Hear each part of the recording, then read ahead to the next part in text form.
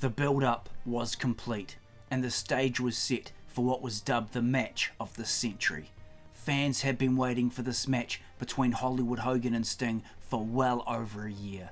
Sting had been surprising the NWO with his many different sneak attacks, whether it be from the rafters, in disguise, or popping up from underneath the ring. Sting was a one-man army, and he had only one goal in mind. His sole mission was to destroy Hollywood Hogan and the NWO. I think that the build-up was enormous. Obviously, it was. I mean, it changed WCW, changed the entire company, I believe. There were so many good things that happened along the way, and the build-up was, I mean, as good as it can possibly get. And, you know, you at the end of that, you have to deliver something that is awesome, something that will match what the build-up was. And I don't think Hulk or Eric or anyone else would disagree. It just did not accomplish that, in my opinion. And that's what my opinion is to this day. So Sting had his doubts about whether or not the match delivered. So what went wrong? WCW was the hottest thing going at that time in professional wrestling, largely due to the NWO and the amazing build-up that this match had. Well, simply put, I don't think it mattered what happened in the ring that night. There was never going to be any match that could have lived up to the hype and build-up that went into this one.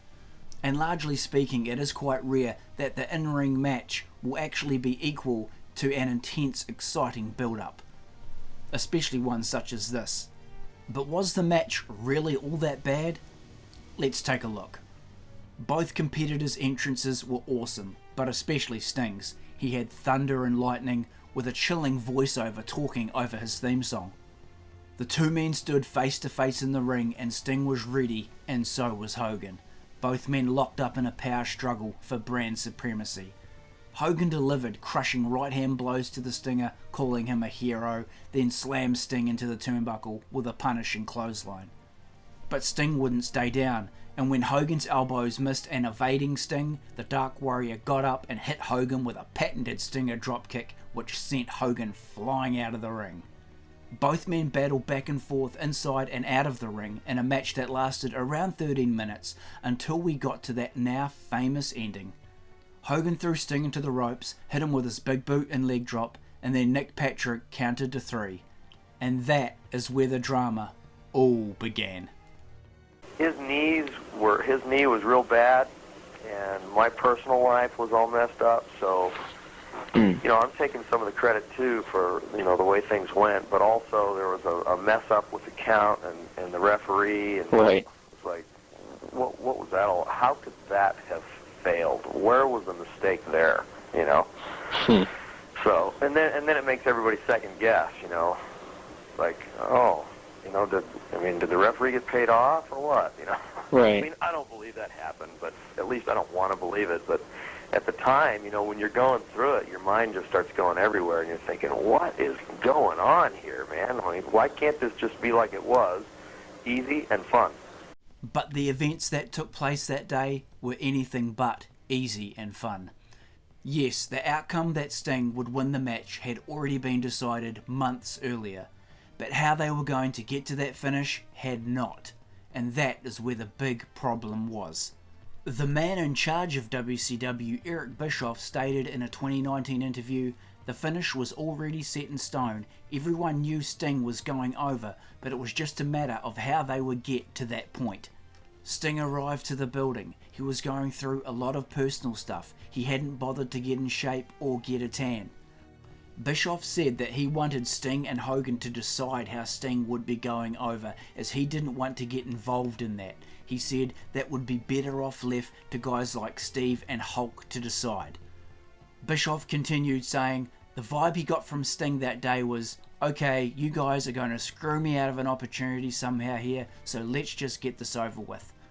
Bischoff also stated they went through 5 or 6 different options for a finish, maybe more. You know, it was, Hulk was struggling with, you know, how he wanted to do it and how he wanted to put me over and all that, and he just sort of, you know, it was like there was a lot of closed doors meetings with him and Eric all the way up until just, you know, not too long before we actually walked into the ring. And, I kept saying, what's the big deal, man? I mean, I kept talking to Eric, saying, does he not want to put me over? Does he not want to do it? Or, I mean, does he want to win? I mean, just tell me. I mean, just so I know, Right. Just so I know. Right. And Eric was trying to be reassuring, and but what he was he'd go to Hulk, and then he'd come back to me, and then he'd go to Hulk, and he'd come back to me, and I'm like, he was the middleman almost. Yeah. Yeah, can't we just talk about this all together and just do business? Whatever the business is going to be, let's just come up with an answer and do it. So, what happened? Bischoff, in his own words, had left it up to the talent to decide. In other words, he left it up to Sting and Hogan to come up with the finish. And that, in my opinion, is never really a good idea, because naturally each competitor will just look out for themselves, right, in a situation like that. You need the boss of the company saying, this is what's going to happen, do it this way, end of story. In other words, what Vince McMahon does. But I'm digressing. So what happened? Well, Hogan pinned Sting and thought he had won the title. But hold on, enter Bret the Hitman Hart, who had only just recently joined WCW after the now infamous Montreal Screwjob. And why was Bret Hart there? Well, you see, Nick Patrick was supposed to make a fast 3 count there, giving Hollywood Hogan the dubious win. So Bret Hart came out and said to referee Nick Patrick words to the effect of, "This isn't going to happen again, I'm sick of guys being screwed over by referees." But the problem was, there was no fast 3 count. Nick Patrick had just counted to 3 normally. So in actuality, it looked like Hogan had just gotten a totally clean win over Sting. And as we all know, the match was of course restarted and Sting got the win and the title in the end. But why would you restart a match with a normal 3 count? Talk about a total balls up, right? The count was supposed to be fast. And that was why Bret Hart would come out and the match would be restarted, right? So theories exist to this day on what exactly did happen that night. Did Hulk Hogan pay off Nick Patrick to make a normal count, so it made it look like Hogan had actually won fair and square? It made Hogan look good? Or had Patrick just simply forgotten to do the fast count at that stage? It just slipped his mind. Well, in an exclusive 2017 interview, referee Nick Patrick broke his 20-year silence, opening up for the very first time about what really happened that night. And hold on to your seats here, guys, because this is where things start to get a little more confusing. What happened was 2 people, Sting and Hulk, they were the 2 franchise guys, and the 2 franchise guys were butting heads at that point in time. One guy came up to me and told me to fast count it to get some heat and give him an out, and the other guy said, don't fast count it, keep it nice and slow. And so the person that was in charge, he's referring to Eric Bischoff here, evidently didn't want to make a call, didn't want to pick a side, and made themselves scarce all night long to where I couldn't find them to ask them, hey, what do you want me to do? So in that last piece there, Nick Patrick is saying that basically Eric Bischoff hid from him all night, made himself scarce all night long, so Nick Patrick couldn't come up and ask him about it. In other words, Eric Bischoff was avoiding the whole situation and didn't want to talk to anybody about it, least of all Nick Patrick. And if that's true, well, Mr. Bischoff, you come up short there and you're not doing your job, pal, if that's true. But the big thing coming out of all that, Patrick said that one guy came up to him and told him to fast count it to get some heat and to give him an out. And he said the other guy said, don't fast count it, keep it nice and slow. So obviously Sting wouldn't have said, don't fast count it, keep it nice and slow, because ultimately that would make Sting look weak with Hogan getting a normal pinfall over him. So Sting wouldn't have said, keep the count slow. So you would assume that it was Sting that said, fast count it, it's going to get some heat, and it gives him an out, it gives Sting an out. So in other words, it looks like Hogan didn't beat him cleanly and it was just a total botch by the ref. The ref was cheating. And of course, referee Nick Patrick was a former NWO member anyway. So it just looked like Nick Patrick was helping out his old NWO buddy Hollywood Hogan, right? So according to Nick Patrick here, you would assume that it was Hollywood Hogan that came up to him and said, don't fast count it, keep it nice and slow. But why would you do that? Why would you make it a slow count? Restarting the match after a nice slow count just doesn't make sense. Although if Hogan wanted to make Sting look bad and make himself look good that he had just won the match clean, then yes, he would have said to Nick Patrick, make the count nice and slow. Which, guys, is a totally stupid thing to say. Whoever said make the count look nice and slow, if it was Hogan, totally defeats the purpose of the fast count and Bret Hart coming out to restart the match. And Nick Patrick continued here. He went on to say that he generally went with a slow count and just added a little more drama to split it down the middle, given all the confusion that was going on backstage. In other words, Nick Patrick didn't know what to do, so he ended up doing a slow count, trying to add more drama to it. I don't know where that drama was exactly. It seemed just like a pretty normal count to me. But that's what Patrick did. He was given the two options, a fast count and a slow count by each competitor, by Sting and Hollywood Hogan, and he went with the slow count, which is really stupid considering the match was going to restart because of a fast count. That's why Bret Hart came out in the first place. Confusing? So in the end, here's my sum up of the whole situation. Eric Bischoff left it up to the talent to decide what the finish was going to be. That is a weak move in my opinion. That is something that Vince McMahon would never do. You got to be firm, you got to be a boss.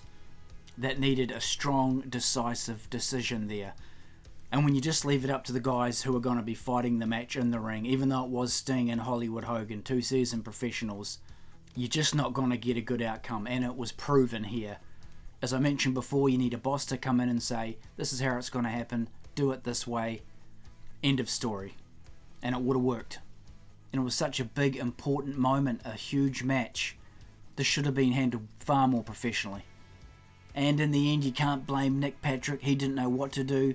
He couldn't find Eric Bischoff. He said Eric Bischoff was basically hiding from him all night. He was told one thing by Sting, one thing by Hogan. So what was Patrick to do? He tried to split it down the middle, as he said. So it's not really his fault.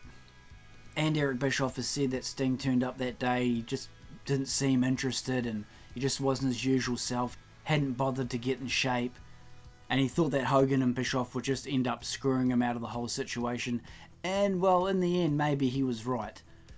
And just as a side note, how Eric Bischoff said Sting turned up without a tan, well, I actually think that kind of suited the character, right? Because Sting had been up in the rafters, hadn't been speaking to anyone, had just been doing his own thing, so he wouldn't exactly be a golden bronze tan, right?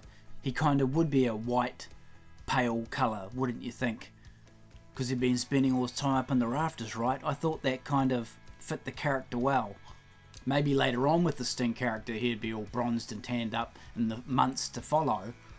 So I was never really bothered by the whole Sting not having a tan thing. It actually kind of fit his character well for that time, I thought. But as far as the match went, after the Hogan 3 count that never happened or whatever, the match was ultimately restarted and Sting defeated Hollywood Hogan, nailing Hogan with some massive stinger splashes in the corner, and ultimately making Hogan tap out in the Scorpion Deathlock with special referee Bret the Hitman Hart there to make the call. So that's how it all went down at WCW Starrcade 1997, guys. Are you confused as I am? So here's a final word from Sting, the man himself, talking about that 3 count and just what did happen at the end of that match. Thanks for tuning into the video, and we'll catch you next time, guys. To be honest, I don't know for sure what happened on that thing. I really don't know.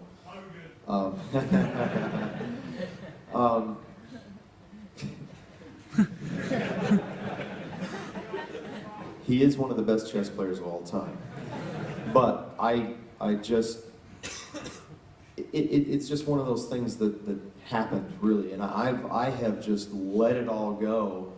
And it's amazing because this question will never die. And my answer is always the same. I honestly don't know for sure what happened that night, but it doesn't matter because I don't think it really hurt anything for me.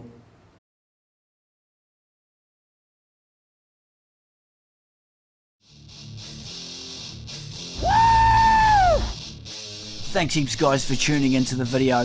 Be sure to drop a scorpion death drop on that like button and subscribe to the channel for more awesome pro wrestling action from the WWE, the WCW and much more.